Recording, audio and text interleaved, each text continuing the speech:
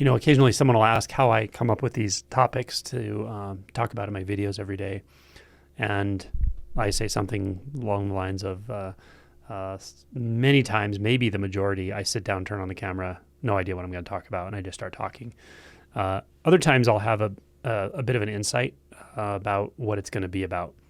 And then other times I might see a comment or a question under the video that's so good, I'm like, okay, that's a really great topic.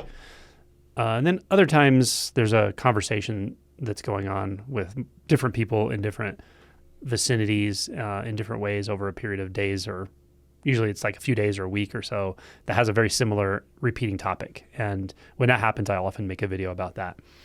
So anyway, this video specifically, the idea for it came in a strange place. It was actually in the middle of the night, in the operating room while I was doing anesthetic for a case, probably 4 a.m. or something.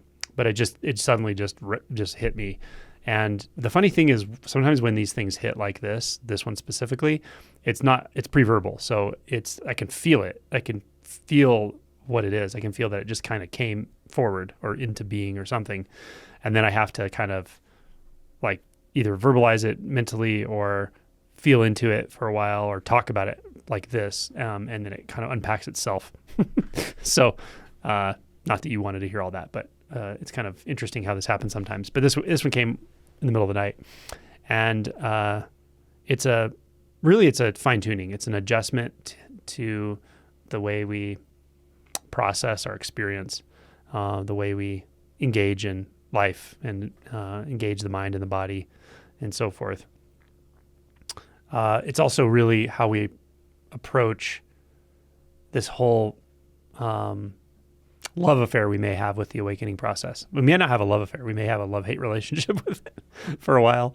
But at some point it becomes kind of like a love affair. It's just such a wonderful eventuality that we realize that we can break out of these false paradigms that felt so enclosed and so imprisoning, these paradigms of the mind, of time and space and separation and identity that were really false constructs, but felt very binding and small. And to realize we can actually break through that and continue to integrate and continue to open and continue to wake up and have shifts in identity that keep going deeper and deeper. It's amazing, right? It's an amazing thing. So yeah, this, I guess, love affair we have with presence at some point, not with a journey, not with some kind of doctrine or understanding, or even not with a set of collected experiences we've had from our own insights, but really it's like a love affair with just this, with aliveness, right? And this aliveness can come forth very prominently as an unbinding, right? This is why people watch this channel. This is why I make these videos, that you may already be in the stages of that unbinding. You may have gone through it, and essentially it's in a way come to a close, or you may just be starting to engage it. It doesn't really matter. This description I'm going to give is really just it's a subtle fine tuning in how we engage that, how we engage this processless process, right? This pathless path. I call it what you want. Maybe we could just say it's how we engage life. I will say that it's maybe a little more accessible if you're in a deeper realization, but who knows when these things hit and how they hit for people. So just feel into it. It may be relevant, it may make sense, it may click, it may cause something to drop away, or it may stick a little bit and it kind of makes you want to ponder it a little bit deeper or carry it with you. So any of those things happening is fine. I would just suggest like listening with an open mind, open heart, not up here analyzing, judging, trying to decide where to put this in your practice, or comparing it to other things you've heard me say or you've read. So that's just the mental chatter. It may happen, but really more just, I would suggest trying to feel into it, feel into where I'm pointing. So it's something like this.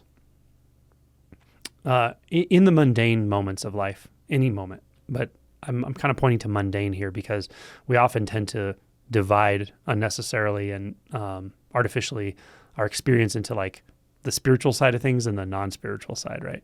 Like meditation or going on a retreat or working one-on-one with a non-dual facilitator. That's the spiritual stuff, right? That's the non-duality stuff. And then there's the other parts of our life, which is just like regular stuff, right? Whatever, taking a shower, making food, walking your dog, going to bed, waking up, going to the bathroom, like these normal things that happen for all of us, standing in line, getting stuck in traffic. And so I really like to highlight the truth that there's really no difference at some point. At some point, there really isn't a difference between what feels divine and spiritual and what feels mundane and boring or something. Those judgments and more importantly, the judge itself, the sense of needing to judge, needing to take a stance in relation to any other thought, it just stops. We realize it's not necessary. And then there's this kind of, we could call it like a divinity, or maybe we could call it like Holy Spirit, to speak in a bhakti sort of way, which I don't usually. But it's everywhere. The perfume of it is everywhere. And so we become more and more conscious and more attuned to the fact that there are times when certain conditioning comes up in us, or conditions appear in this energy field, let's say, that certain conditions appear that seem to make it harder to access that seem to kind of kick us out for a bit. This isn't news to anyone listening to this, right? Repressed emotion, resistance patterns, the fundamental no that we have in relation to everything, like just trying to push life away, distraction, contraction, getting stuck in thoughts, getting lost in thoughts. All of that can happen, of course, and does. And so the invitation is to look into when that's happening. Like, what else is happening? What is the subtlety of what's really happening there, right? I don't want to state it in terms of why, because I don't want this to lead to analysis, but I want it to lead to an exploration in the moment, right? And I'm going to make it as simple as I can in words, but it's something like this. If you lean out of experience through will, and when I say will, I mean the illusion of will arising from the illusion of a separate self. If you lean out based on that will, or it feels like that's what's happening, what you're doing is you're co-opting the disintegrative. You're co-opting the masculine aspect. It's a misinterpretation of those energies. Now, this happens all the time, by the way. Like, the average person walks around doing this all day long. This and the other one. The other one is if we lean in too much. We lean out too much is sort of co-opting the masculine. Leaning in too much is co-opting the feminine. Leaning out too much, of course, can feel like dissociation, distraction, abandonment of ourself, our feelings, our emotions. It can also feel like, at the very fundamental level, feel like forming an inner world. It feels like forming an inner space that I can go for respite. I can fantasize. I can, all these things. Leaning forward too much, leaning in too much, is co-opting the feminine aspect. It becomes something like clinginess or desire, or seeking, or enmeshment, not just with people, but with our experience. Like, it feels like control almost, right? Now, neither of these are actually in reference to pure masculine, pure feminine energy, because when they're not co-opted, they're not two, actually. So it's a co-opting that actually creates a sense of separation there. So the point I want to make about this is that it's the sense of doership and agency, that false self, that sense of the will based on a sense of separation. That's what's underneath this. That's what makes us do this leaning out, leaning in, leaning out, leaning in. It's introducing will with the preconception or misunderstanding that will is going to get you what you want or get you away from what you don't want. But what it's actually doing is it's keeping the whole apparatus of illusion alive. The apparatus of illusion of time and space, self and other, separation, boundaries, form, all of those illusions, those very deeply rooted illusions. It's keeping those afloat through will. And the weird thing is, we think when we wield this will, for a long time, it really feels like we're doing it to get what we want. to make ourselves feel better, to avoid what we don't want. But it's not actually doing that. What it's doing is giving you exactly what you don't want. And what you don't want is to feel separate, apart, unsettled, threatened, struggle. So it can be helpful to look at the thoughts associated with the will, the personal will, the individual will. But more importantly, what I want to say, like the thoughts, meaning the beliefs about it. What do you think you're doing? Then why do you think you need to do it? And what happens if you just stop for a minute? But the deeper thing I want to point to here is what can replace that, and what does replace that is the unco-opted masculine and feminine integration and disintegration in harmony with one another. And it's not that they're not already there. They are there. But the grossness of seeking, the grossness of desire and aversion, of reactivity, it's such a gross energy. So in a sense, you could say it's like a big energy, but it's gross in the sense of it being heavy. So what happens is we get distracted by that, largely because we think it's giving us what we want. It's not. And also just through habit. And so what we do is we overlook the subtle. And when we overlook the subtle, we overlook freedom that's already here. The freedom is here. The freedom is in not leaning in or not leaning out.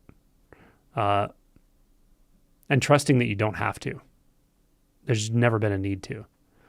And it's instantaneous freedom because it's true. It's just the case that there is no separate one, no separate will, no need to have a separate will, no need to seek, push, pull, struggle, react. And more importantly, that's stated in the negative sense, what's not here. More importantly, what is here is a peace that is always available, the peace that passeth all understanding. It's here. It's here in the mundane, it's here in the spiritual, it's here if you're having a mystical experience, it's here if you're not having any kind of experience. It's just here. There's a statement in Zen, I made a video about it recently, that every season is a good season. Every season is a good season when you're not fighting the seasons, when you're not trying to be less or more, when you're not trying to impose some will that's an outgrowth of an illusion. And the way we impose the will, again, is to lean out, to avoid, to lean in, to indulge in ways that are not fully congruent with the subtle energies, the subtle realization that none of that's actually happening. And then the subtle becomes not so subtle. With time and with, I could say practice, but it's with deeper and deeper realization, deeper and deeper clarity, and a deeper alignment with presence, specifically non-dual presence, then it gets more palpable, this peace, this freedom. It gets more palpable, more enjoyable, more always accessible. And it has this kind of quality of like, don't give a fuck. Sounds terrible, but it's not. It means I don't give a fuck about what I used to struggle with, because I realized that all of those fucks I gave were unnecessary fucks. You didn't have to care about control in the way you thought you did. You didn't have to care about avoidance in the way you thought you did. You didn't have to care about distraction the way you thought you did. You can't go back and change that, but what you can do is realize it right now. That it's okay. Everything's okay the way it is. You don't have to change it, fix it. And that includes yourself at every level. That's what's on offer all the time, every moment. It's here. So then how to utilize what I'm saying if you trust it and you sense it's true, but it's not your experience, or it's very, very rarely your experience. The practice is very simple. It's just sit. Don't meditate. Don't try to do anything. Don't try to have any kind of practice. Sit, eyes open, put your phone away. Don't judge experience. Don't move in a sense of don't be moved by the mind. Don't try to make more or less of anything. Just stop. And then just see what happens. And if something comes up, and it will, at first for sure, and it often comes up very quickly. This is very quote unquote hard for people to do. The reason it's hard isn't because you're doing anything wrong. It's because you're doing it right. And it's hard because there's a lot of momentum behind distraction. There's a lot of momentum behind using the inner world as a pacifier. There's a lot of distraction behind, momentum behind distraction with seeking, with indulgence, with all the things. There's just momentum there, so that it's going to feel uncomfortable when you don't indulge in the momentum, the thoughts, the seeking, the aversion, anything. And the first thing that comes up is the entry point every time, right? It may be fear right now. It may be frustration. If you're feeling frustration, that's okay.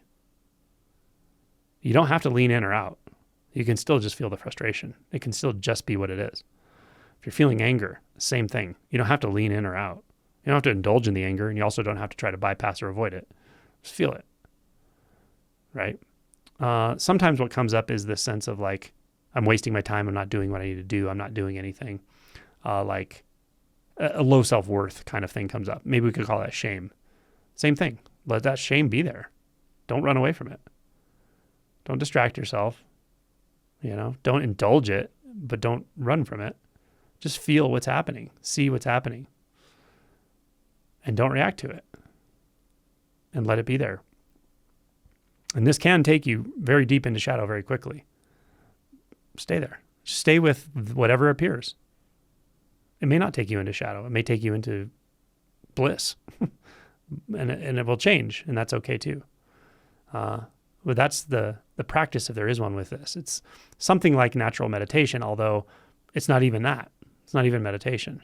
It's not even anything. It's just don't lean in, don't lean out. And let whatever needs to come.